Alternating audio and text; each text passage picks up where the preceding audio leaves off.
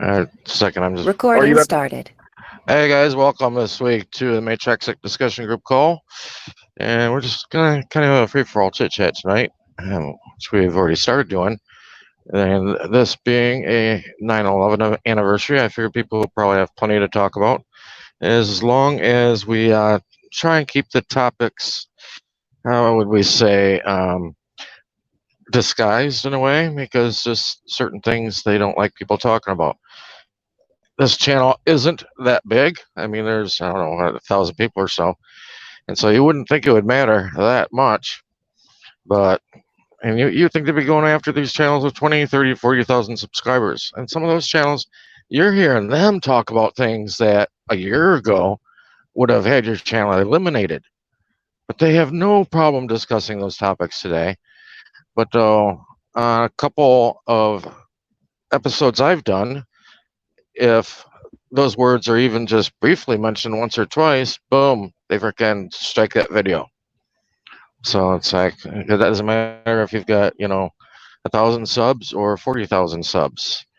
Um, I don't know what their algorithm does. I don't know how it really operates or how it distinguishes one channel from another, but it is what it is. So anyway, we're talking about the melting point of aluminum, and I think Joe asked something uh, about, like, say, simulation.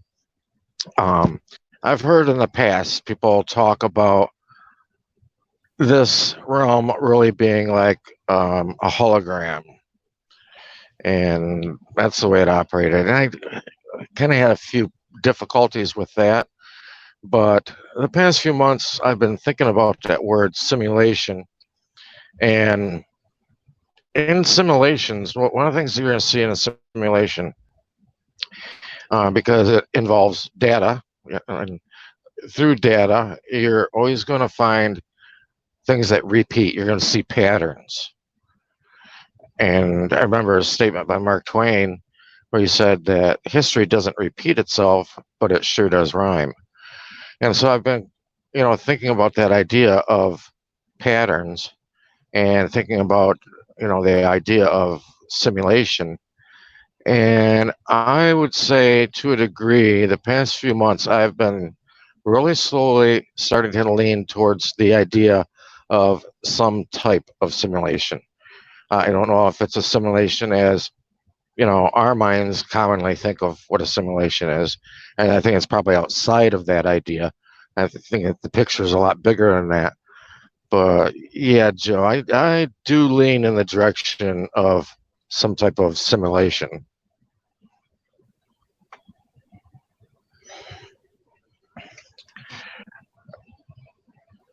I don't know if you're still there. I think John's still with us here. Yep, But it's all simulations. Everything you see on TV could be a simulation. Might not be though. And that's the trick, you know. So I mean, there's a lot of real stories. Car accidents, those happen. Motorbikes, unfortunately, but it's so hard to tell what's real and what isn't. yeah, and and looking at patterns and paying attention to patterns, with the recent passing away of Her Majesty, whether it happened now or I think there's also some evidence that it actually could have happened in January. And it's starting to try and just look at things. And when you look at patterns, I mean, they aren't going to be to the minute or to the hour or to the day, but they're going to be basically within a year, you know. And so with Her Majesty's passing away, I've been trying to think of other events very similar to that that you could look at and then draw a pattern out from there. I think that would be an interesting little bit of research to do. Hmm. Yeah, there's a lot of similarities over the years. If you look at just the death of Elvis, like the king of pop, or no, what was he? The king of rock and roll. He died on August 16th, right, in 1977. The Queen of Soul, August 16th, 2018, same day. King died on August 16th. The Queen died on August 16th. What are the chances of that? Yeah. And if you Yeah. look at like Einstein and Stephen Hawking, they're dying, and I mean their birthday and death dates are like they're all the same. I mean, it's like they do this all the time. Well, there's also, I think, July 4th. I think there's a lot of notable people that died on July 4th as well, as far as, say, founders of the USA. And I'm not going to name any of them for fear I could be wrong on one or two of them. But there was at least, I think, 4 or 5 of them that I found that all died on July 4th. And I thought, how interesting is that? And that goes back to that idea of simulation. Mm-hmm. Yeah, And and I think, well, yeah, chronology we're talking about there. I think chronology of events does point very much in that direction. mhm. Yeah,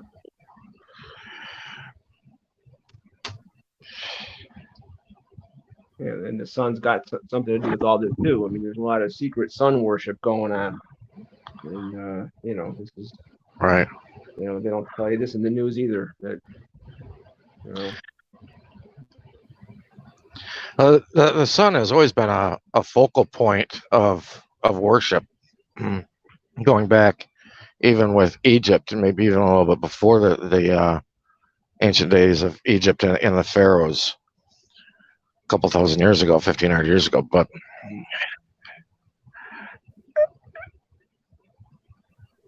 I don't. I think a lot of things are masked outwardly on an exoteric level.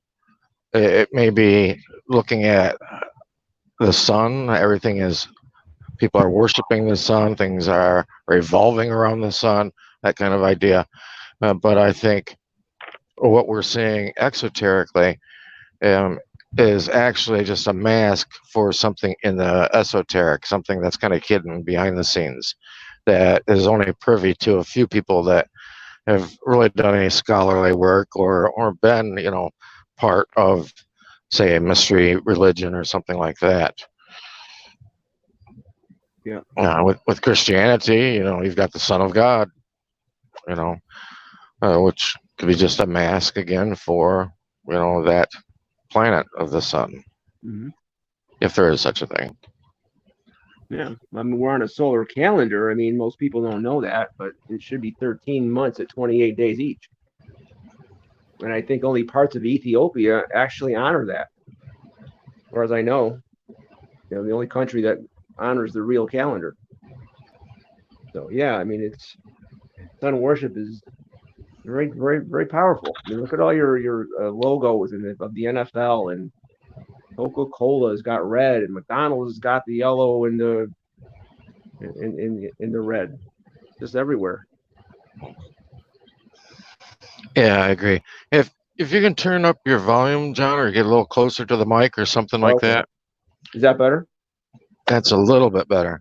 I just want to be able to hear you better. That way I don't like accidentally step on you.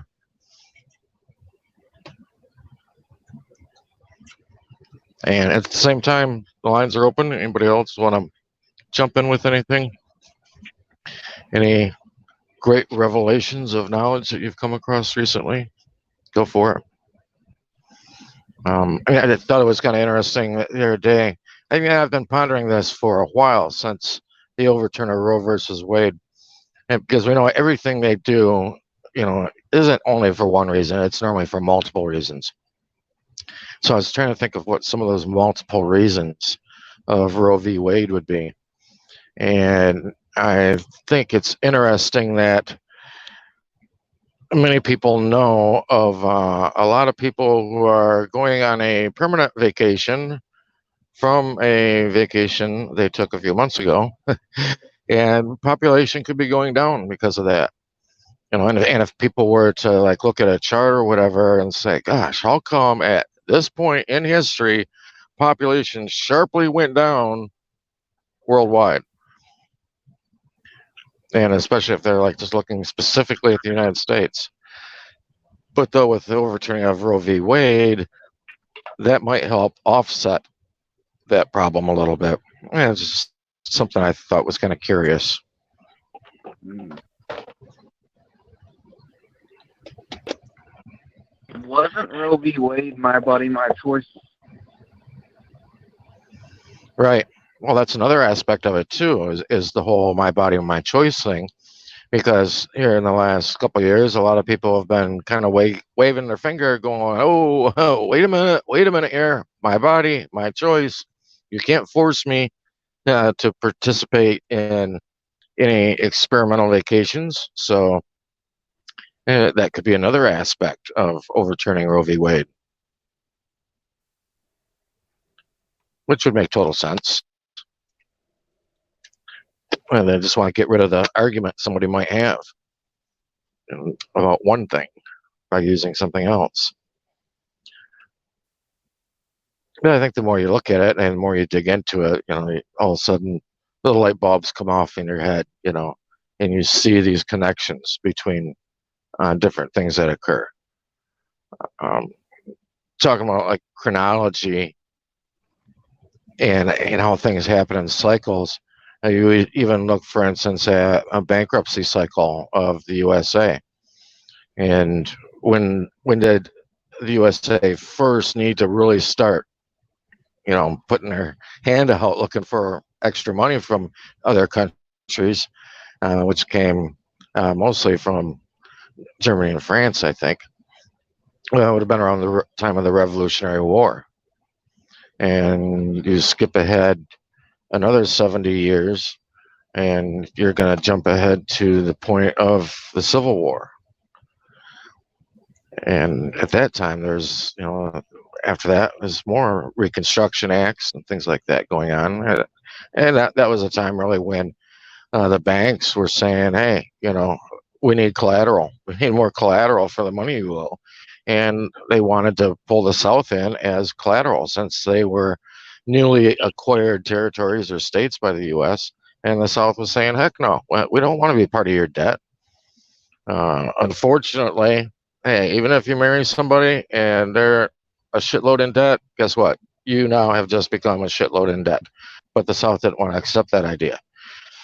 And so that didn't really turn out too good for a lot of people. But you jump 70 years ahead from there, and you're in a land in the 1930s.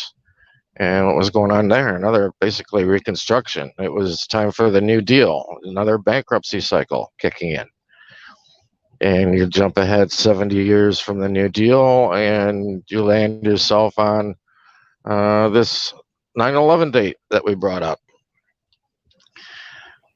And so you start seeing, the chronology of these cycles, and it really makes you stop and wonder about that simulation theory idea. It might be more than just a theory. But there's a whole lot of other things that have followed cycles like that too that people could look at through history.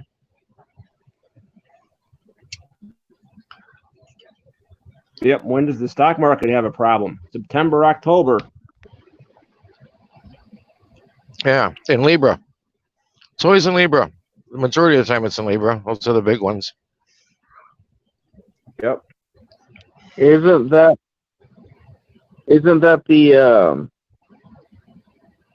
the same time of year all the time? What is it, Scorpio's time of the horoscopes? Libra comes just before Scorpio. You're looking at like September crashes, and Libra runs up to, I believe, the 24th of October. I mean September, I'm sorry. And then after that, that's September, and then you're getting to October, and it isn't until towards the end of October that Scorpio comes along. But you look at Libra. Okay, what is Libra? Libra, you're going to see, is the woman holding the wheat stalk in her hand. And what happens during Libra? It's the time of harvest. It's the time of reaping the crops, bringing in the harvest. And so when you look at the system that it is running monetarily today because it's a fractional lending system. It's a fractional banking system. That's why they can lend out, at 9 times the amount of money that's been put on deposit. And what happens in a fractional banking system? The way it's created is to expand and contract, expand and contract. It gives out, which would be like the sowing of the seeds, the planting of the seed. It's giving out, and then the plants all grow, and then comes Libra, and it's time to harvest. It's time to pull back in, and that's where the system contracts. And it's on that constant cycle, expanding, contracting, expanding, and contracting. And when it contracts, what's it doing? It's just sucking back in.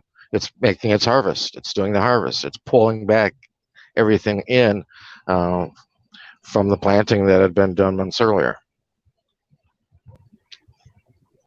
Or in the fractional lending system years earlier. Because if you go, like I said, looking at chronology, looking at cycles, you can go online, and I've shown the diagram that I found of it, of recessions in the United States of America and when these recessions occur. And they always occur like every 10 years, spot on. And you go back 2010. What happened at that time? Well, just before that had been the housing bubble. And there was a crash and a recession at that time. You go back to 2000. What was going on then? There was another recession going on then. I go to 1990, go to 1980, go to 1970, 1960. Every 10 years, there has been a recession. And so you see an example, with your eyes, you can see physical example of this expansion and contraction, expansion and contraction. And like I said, a lot of times it notoriously happens in September during Libra. There's been a couple recessions that hit like the 25th or the 26th of October, and several that happened in the early part of October. But I mean, it just runs in that same pattern over and over. Yeah, 1930, Great Depression, right? That's really when it started, not 29, but right at the top of the decade. Yep. Right down the toilet. Yeah, that was really the first signs of the engineering of this system that had been set up in 1913. Right, which came from the 1860s, right? The National Banking Acts. But you're right, 1913, they made that system stronger. Right, and it's always been, it was hotly contested, even among the founders, and I believe it was Jefferson that even said that if you've got a central bank, that's operated by some other entity, that's not a national bank, then your children are going to wake up homeless on the ground that your fathers fought for. Wow. And nothing can be further from the truth. I mean, you look at people that are going overseas and fighting, the past 20 years, only to come home to see that these banks that they've been fighting for have foreclosed on mom and dad's house. And there's not even a mantle over the fireplace to set their ashes on if they come back in an urn,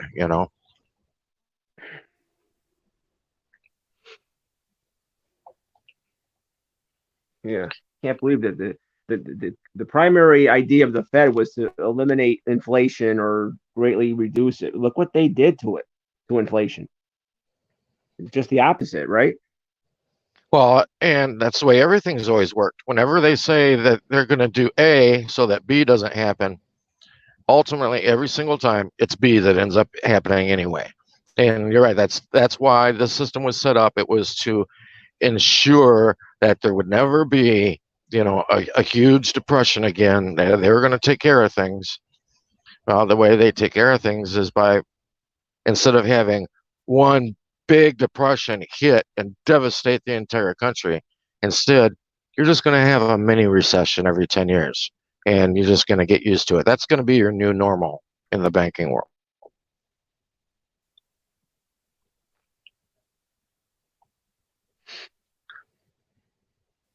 Yeah, and we just thought it was all different now with computers and the shadow banking system. Just made it worse. Right.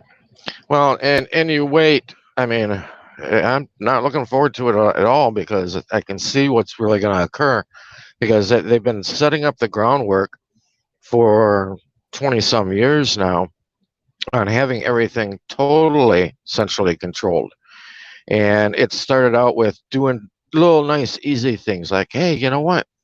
You can have deposit done for your electric bill. You can have a direct payment done. That way you don't have to worry about sitting down and writing out a check every month. It's just going to automatically happen. And you can have, you can save money on loans if you go and have direct payments done through the banking account. And it's all done in the name of going paperless. We got to save the trees, right?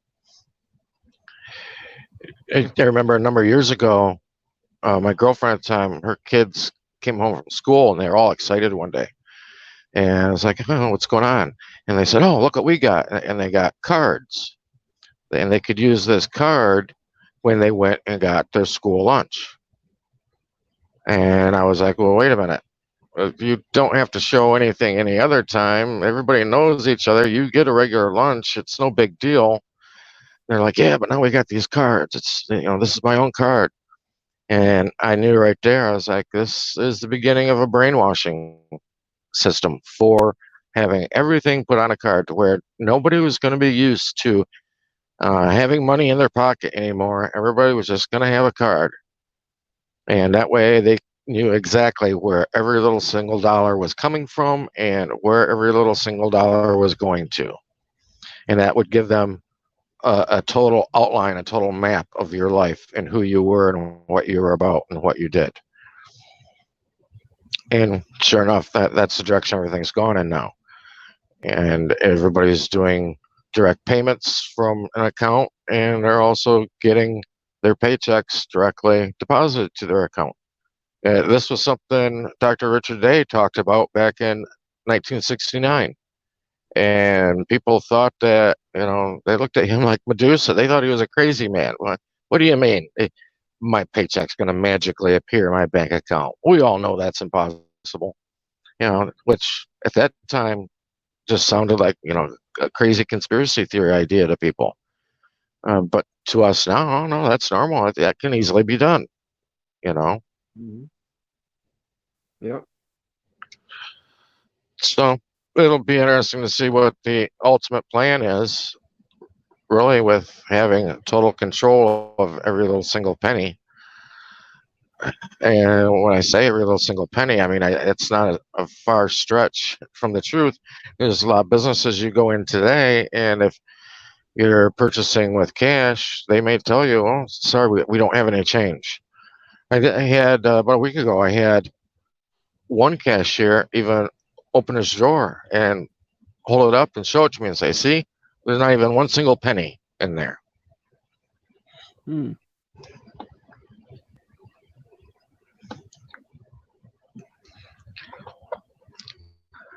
Well, that's why But we what should with have the That's why we should what have these diffused currencies, the different ones you were discussing last week, Brian. We should be using more different types of currencies to make right? to make it harder for them to centralize. Well, especially small communities. As Hartford Van Dyke wrote a book, Currencies for Small Communities, and trying to give people a heads up on this and a clue about it, because that's really what small communities should be doing, is creating their own system of commercial transactions, having their own coupons or whatever, things like that. And there's a few of them that are doing it. People don't really know much about them. They don't even really know they exist, but they do exist out there. And that's the direction people need to head in. But instead, what everybody is told is, oh, this is just the direction things are moving in. You need to get with the times. You know what I mean? Well, no, you're not supposed to be getting with the times. Now, you're supposed to be operating from a standpoint of self-determination and deciding for yourself how you're going to conduct your business instead of just doing what everybody else does, like a lemming.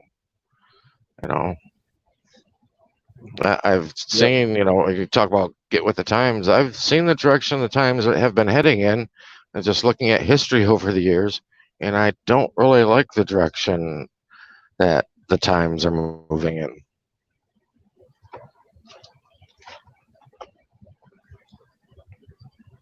Yep. It's just Orwellian predictions coming true. Yeah, um, it's a good meme that's out there, Orwell, and he's saying, "Didn't you read my book? Weren't you listening to me? I told you this was going to happen." Yeah. It was probably predicted before him, but he did a good job at telling everyone. Yeah, I'm sure it's been predicted by others. I mean, there's things that have been written even back to the first century that you go and read, and it's like you would think it's been written within the past couple years. Wow. The struggle is real, and it has never changed. The only thing that changes with the struggle are the names in the headlines. The struggle's always been the same. Yep. There's, I think it's in maybe the second chapter of the Corpus Hermeticum. Uh, Talks about Hermes, uh, Trismegistus, the thrice great, the three times great. There's a page in there. I think it's in the second chapter, and he's talking about reality, and it's basically a teacher teaching a student about life, and he's talking about reality and saying it in many ways, but the gist of it is that what you see isn't really real. It's all just kind of a game put in front of you. Everything is fake. Nothing is real. And it's like, wow, how true is that?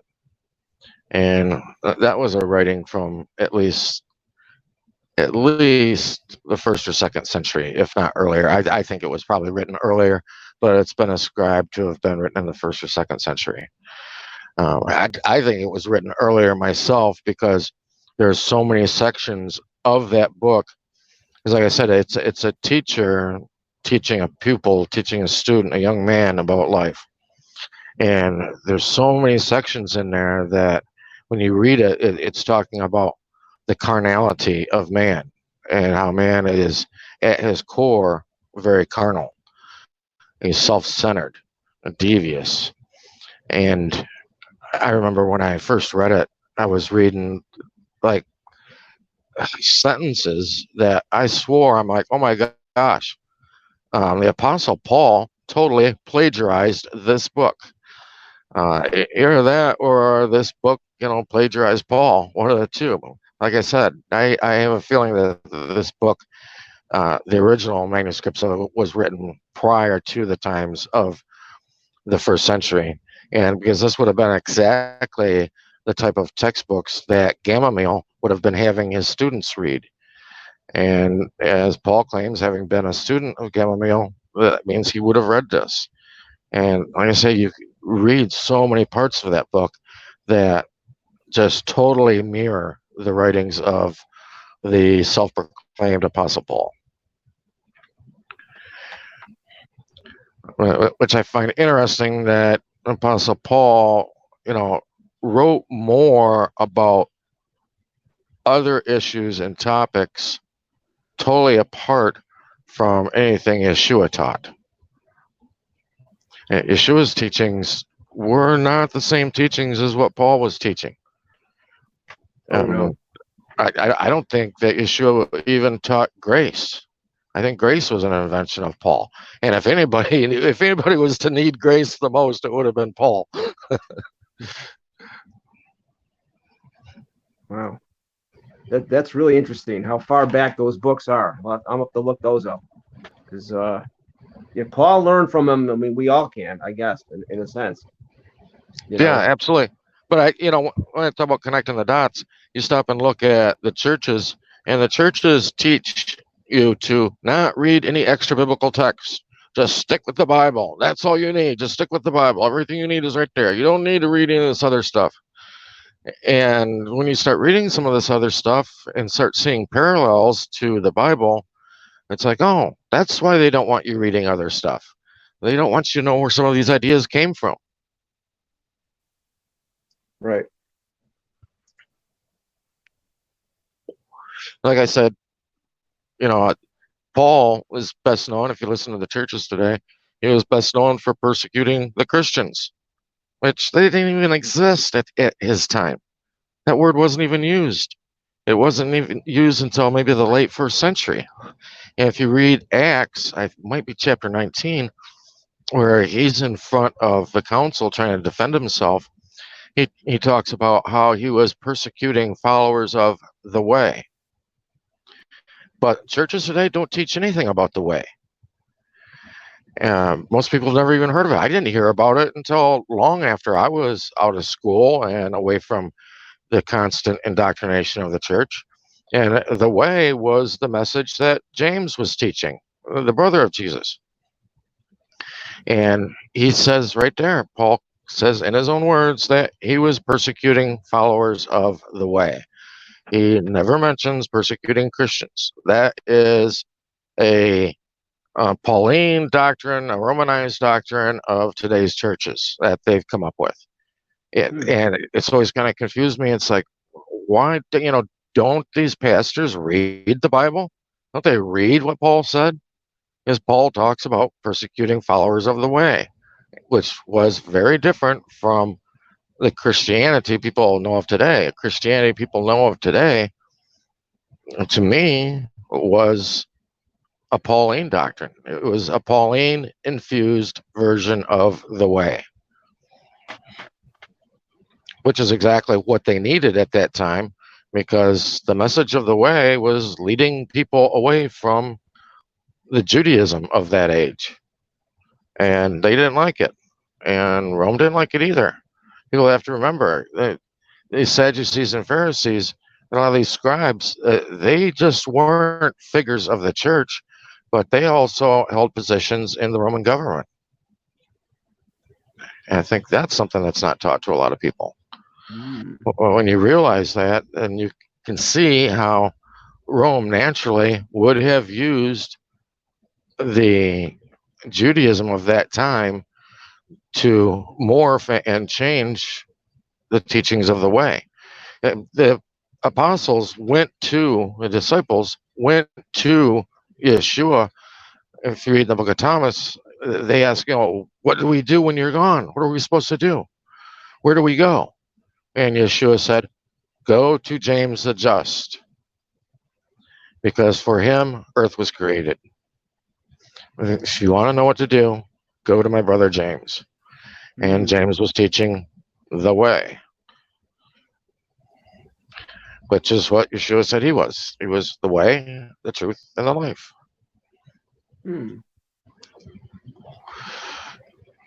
It's interesting. There was a document that was written by the Vatican. I believe it had to do with trying to come together with the Lutherans. And I can't remember the exact name of that document now. It's like 8-9 words long, but they tucked into the name of that document the words "the way." And I remember when I read that, I thought, "Oh, isn't that convenient?" The hijacking is still going on.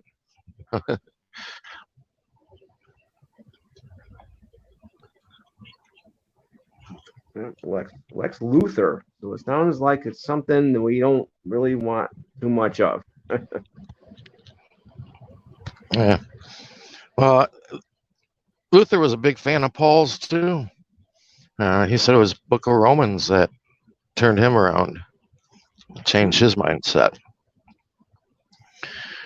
But a lot of people point to Luther and talk about, when you talk about a separation from the Vatican, they point at Luther.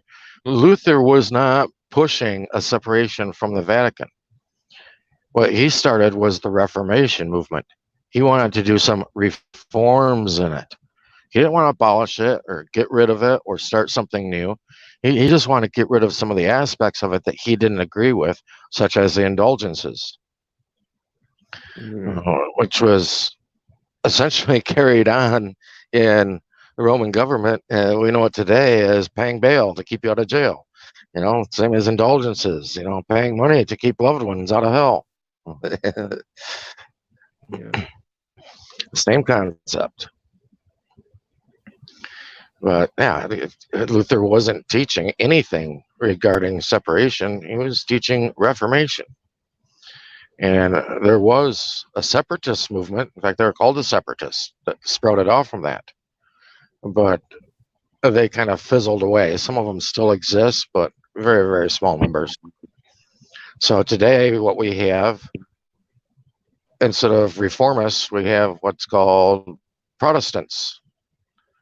Which, if you're a Protestant, what are you doing? You're protesting. You're protesting what you don't agree with the church. Or, you go to the Capitol to protest against your government, Well, you protest all you want, you go back home, you're still a citizen of that government. So, yeah. And it's the same thing with being a Protestant. Even the Pope has referred to the Protestants as our sister church. So he doesn't even believe that there was truly a separation. It wasn't a separatist movement. It just started out as a reformist movement and they kind of switched names to a Protestant movement.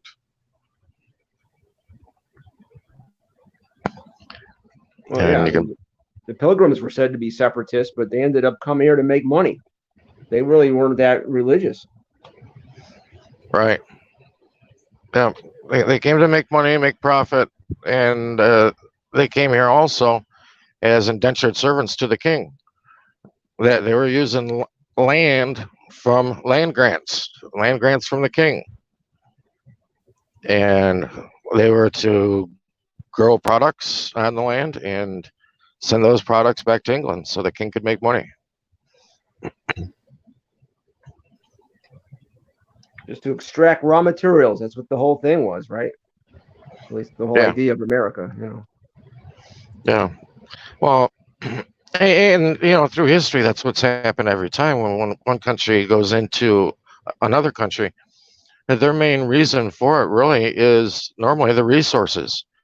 They want to exploit the resources of that land. Yeah.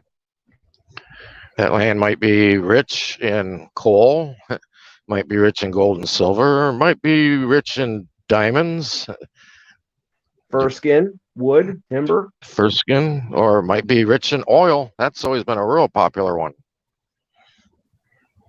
But what did they didn't need oil though a lot back then though, did they? No, that's more of a modern thing, but it just goes along with the concept of exploiting the resources of the land. Oh yeah.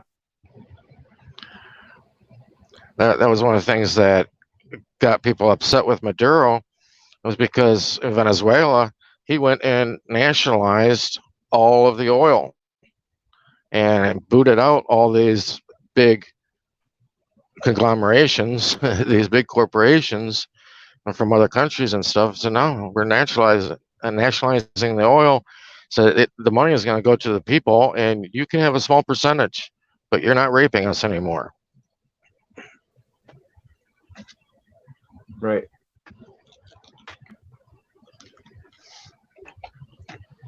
And I thought it was interesting as well. Here several years ago, one of the things that happened with Trump at the onset of this boogeyman that's been around, he went and started nationalizing businesses to make different products to help ward against the boogeyman. And when I saw Trump nationalizing these businesses, I was like, oh my God. And this is a guy everybody thinks is a hero, and they don't understand how dangerous it can be within a communist type system when you start nationalizing businesses, is you're taking it out of the hands of the people. That's employing the people of an area. You're going and you're sucking up that resource away from people. And it's always done in the name of the greater good, though. So I guess as long as it's done in the name of the greater good, you can pretty much do what you want. We've been nationalizing for a long time. The Federal Reserve.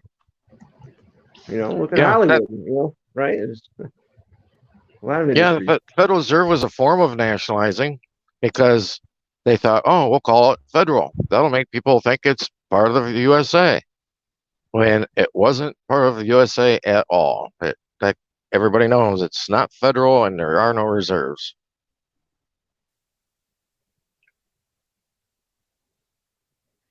Well, in a sense, it's a reserve. I mean, it does. The word reserve means like backup or military.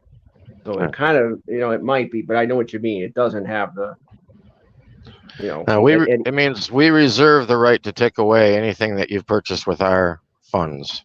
Yeah. That's what it comes down to. Yeah. Well, anybody else have anything they want to bring up?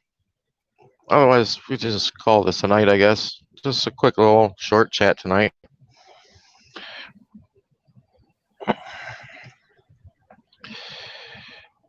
Like I always say, it comes down to learning who you really are, where you're really from, and where you're really at. Is you're deceived on all those things. You're told one thing's going to happen when something else happens. It's just like the names of a lot of the bills that are introduced. You got a really happy, nice name to them, and then you find out what it really does. It does the opposite of what the name says. Definitely. All right, guys. Everybody have a good week. Catch you all next week. Yep. And like I said, think about this idea of these chronological patterns. Start looking at these patterns. This can come right down. In fact, I'll say that this can come right down to your own life. Look at major events that have occurred during your life. Sit down and write them out on a piece of paper and start looking at timelines. Is it like every 7 years something happens? I noticed for myself a long time ago that every 7 years there was a big impact on whatever relationship that I was in, whatever romantic relationship I was in. I had a coworker the other day. She was talking about her birthday, and she's like, something major always happens to me on my birthday. Something devastating always occurs. And I just listened to her talk, kind of smiling inside myself, thinking about this chronology idea. So, it doesn't affect just the earth as a whole or even just countries, but you can even break it down to your own life, and you can find patterns there. And when you find patterns there, that's really the best way of predicting the future, is from the past. Because, like Mark Twain says, it rhymes. And so you can expect, hey, if something happens, for instance, like I said, every 7 years, and you kind of keep your ear to the ground, keep your eyes out, for something to occur when like that 7 year marker starts rolling around. And that way you can start seeing the signs of something happen, so you don't get blindsided by stuff. It can actually be very useful. And this isn't going into the realms of being a soothsayer or a fortune teller or anything like that. I think a lot of those things have been demonized because there's aspects of that you can really use in your life that will benefit you and help you. But since it's been demonized and you've been pushed off from doing any of those kind of things, then you just kind of throw it away and you think of it as woo woo or whatever, when really this is a tool that's been given to you to better yourself. Your past, your circumstances of the past have been a tool to make your future better. I've had people ask me, and I've heard other people say, for instance, are there things that have happened in your past that you wish had never occurred? Anything that you would change, stuff that you would do a different way? I think we can all think of, several things that we wished hadn't happened, or things that we had done that we wish we hadn't done. But we also have to realize that everything that has happened to us in our past has made us who we are today. So yes, your past does have a influence on your present and your future, and we should start paying a little things. Good night, buddy.